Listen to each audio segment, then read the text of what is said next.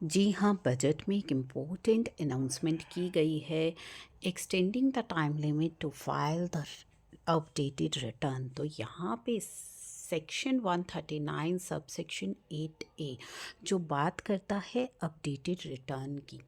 As per the present provision अभी आप अपनी अपडेटेड रिटर्न फाइल कर सकते हो up to 24 months from end of relevant assessment year, यानी कि एंड ऑफ असेसमेंट ईयर के 2 साल के अंदर अंदर आपको अपनी अपडेटेड रिटर्न फाइल करनी है।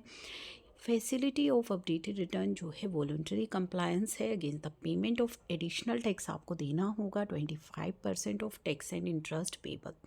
ठीक है, फॉर द अपडेटेड रिटर्न अगर आप 12 मंथ्स के अंदर अंदर फाइल कर देते हो और 12 से 24 मंथ के बीच आप फाइल करते हो तो आपको एडिशनल इनकम टैक्स देना होता है 50% of tax and interest to be paid. जो आपको इंटरेस्ट एंड टैक्स पे करना है उसका 50% आप एडिशनल टैक्स पे करोगे और अपनी अपडेटेड रिटर्न को फाइल कर पाओगे। तो यहाँ पे जो है प्रपोज किया गया है to amend the said subsection to extend the time limit to file updated return. तो टाइम लिमिट जो है अपडेटेड रिटर्न फाइल करने की उसे एक्सटेंड किया जा रहा है फ्रॉम एग्जिस्टिंग जो आपका 24 मंथ है उससे 48 मंथ, यानी कि 2 ईयर्स से लेके जो 2 ईयर्स का टाइम पीरियड रहता था अब आपके लिए रहेगा 4 years. Rate of additional income tax payable क्या रहेगा after expiry of 24 month and up to 36 month. तो 24 मंथ्स तक अगर आप फाइल करते हो तो 50% आपको जो देना होता है एडिशनल।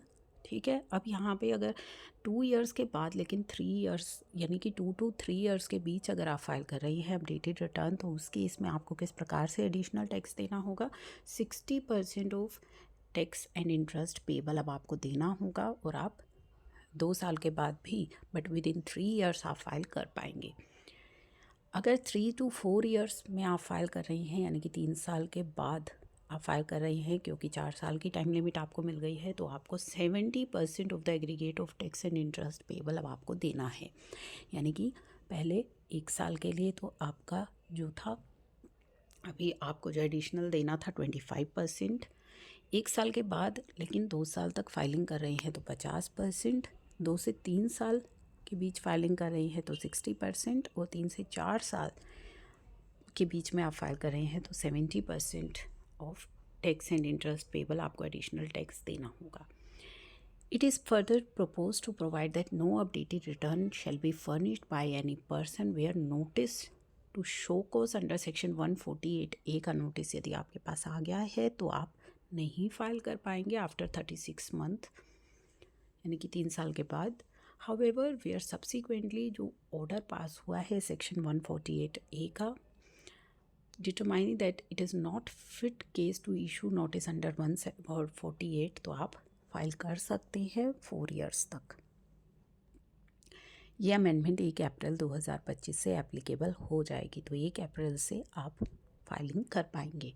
अपडेटेड रिटर्न की जो एक्सटेंडेड टाइम लिमिट है उसका बेनिफिट आपको मिल जाएगा। इसके अलावा दोस्तों एक बहुत ही इम्पोर्टेंट यहाँ पे जो है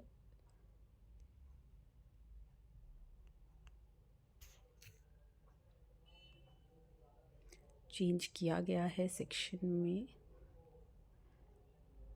जो नॉन फाइलिंग की वजह से आपका हायर टीडीएस डिडक्ट होता था उसके अंदर भी यहाँ पे बेनिफिट आपको दिया गया है। Removal of higher TDS TCS for non filer of return 206 AB जो बात करता था कि आपका हायर टैक्स रेट से डिडक्ट किया जाएगा टीडीएस यदि डिडक्टी जो है वो नॉन फाइलर है इनकम टैक्स रिटर्न का। तो यहाँ पे 206CA कहता था कि टीसीएस आपका हायर रेट से कलेक्ट होगा नॉन फाइलर से। तो ये जो दोनों सबसेक्शंस थे रिप्रेजेंटेशन रिसीव हुई शेयर होल्डर से कि देयर इज़ डिफ़िकल्टी है फॉर डिडक्टर और कलेक्टर को जब वो डिडक्ट करते हैं टीडीएस या टीसीएस। ठीक है, कि वेरीफाई करने में कि रिटर्न जो है वो डिडक्टी ने या कलेक्टी ने फ़ाइल करी है या नहीं करी, क्योंकि अगर नहीं करी है तो हायर रेट पर टीडीएस डिडक्ट होगा और टीसीएस कलेक्ट होगा। तो ये वेरिफिकेशन जो है बहुत ही मुश्किल हो जाती है, जिससे कि उनकी ब्लॉकिंग ऑफ कैपिटल हो जाती है, कंप्लायंस बर्डन आता है।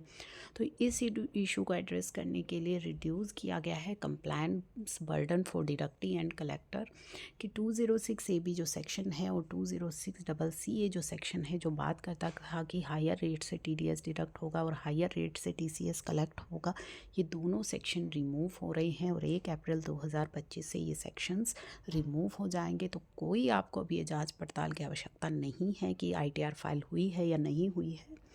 ठीक है, नॉन फाइलर्स की वजह से जो हायर रेट था वो सेक्शंस रिमूव कर दिए गए हैं 1 अप्रैल 2025 से।